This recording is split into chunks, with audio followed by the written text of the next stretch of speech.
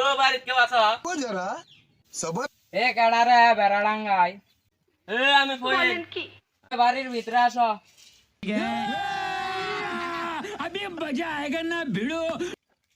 কি চাও গো ভিক্ষে দাও। क्या ও ভিক্ষে টিকে নাই যাও क्या बक रहे हो मादरचोद ভিক্ষে নাই মানে এবে কত হতে আমার মারে 2-3 লাখ টাকা কি আছে? अच्छा জানা দিলে দিন জানলাম আমি বুঝলাম এটাই।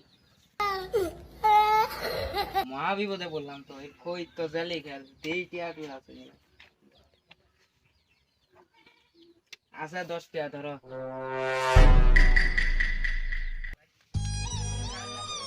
আর আলা দিন ঘুরলাম আমি খালি 10 টাকা দিয়ে দিলাম। A few moments later. America क्या कहता था क्या हो तुम आज हम कहते तू क्या है बे हमें তুই আমার জমির মধ্যে কি করছ এগুলা? কার জমি?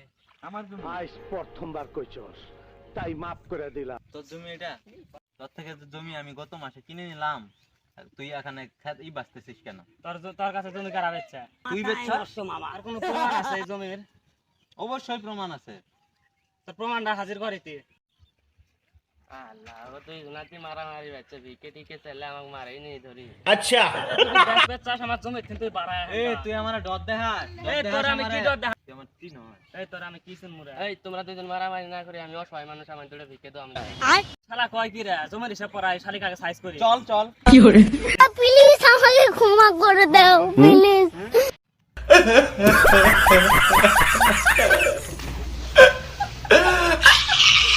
শালা এটা কপালটাই মারি দিন দেখ করে নষ্ট হয়ে যায়।